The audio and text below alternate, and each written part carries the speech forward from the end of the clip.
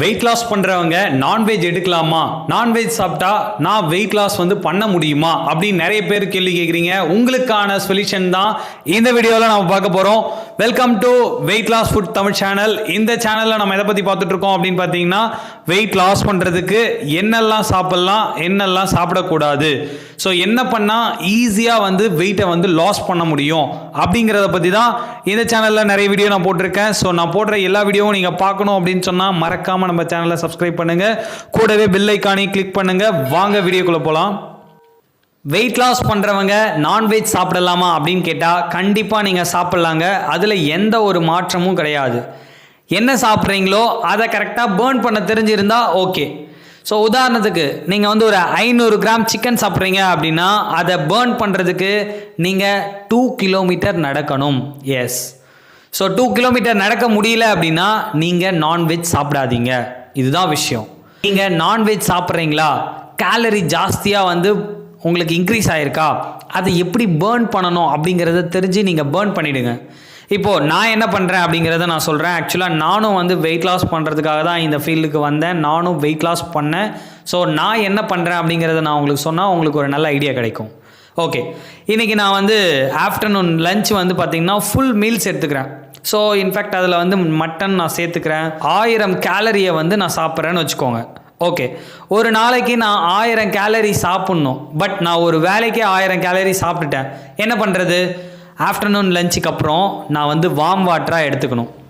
So 2 மணிக்கு நான் lunch எடுக்கிறேன் அப்படின்னா 3 மணிக்கு வார்ம் வாட்டர், 4 மணிக்கு வார்ம் வாட்டர், ஒரு 200 ml வார்ம் பண்ண வாட்டராக நான் எடுத்துக்கிறேன். எந்த ஒரு நார்மல் வாட்டரையும் அதுக்கப்புறம் நான் எடுக்க மாட்டேன், எடுக்கக்கூடாது. அப்போ தான் எனக்கு அந்த பேர்னிங் நடக்கும்.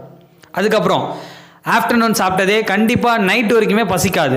ஸோ பசிக்கல அப்படின்னா ஒரே ஒரு ஆப்பிள் ஜூஸ், இல்லை ஒரு ஆரஞ்சு ஜூஸ், இல்லை ஒரு கிரேப் ஜூஸ், இந்த மாதிரி ஏதாவது ஒரு ஃப்ரூட் ஜூஸ் தான் நான் நைட்டு டின்னராக எடுத்துப்பேன்.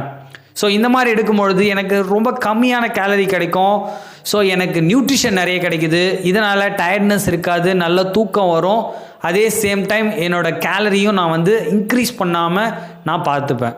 ஓகே, தூங்கி எழுந்திரிச்ச அடுத்த நாள் நான் முன்னாடி நாள் சாப்பிட்ட அந்த கேலரியே பேர்ன் பண்ணாமல் வச்சுருக்கேன். ஸோ அதனால் ஆஃப்டர்நூன் லஞ்ச் வெறும் ஃப்ரூட்ஸ் மட்டும்தான் எடுத்துப்பேன், அதாவது மறுநாள்.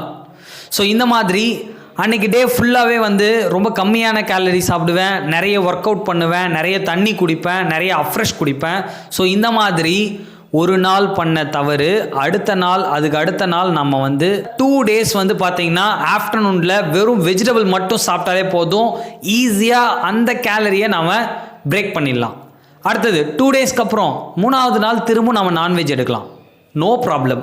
அதுக்கு அடுத்த 2 டேஸ் வெறும் வெஜ்ஜு மட்டும் எடுக்கலாம், அதுக்கு அடுத்த நாள் நான்வெஜ். இந்த மாதிரி வீக்லி நம்ம ஒரு 3 டைம்ஸ் நான்வெஜ் நல்ல ஃபுல் மீல் சாப்பிடணும்.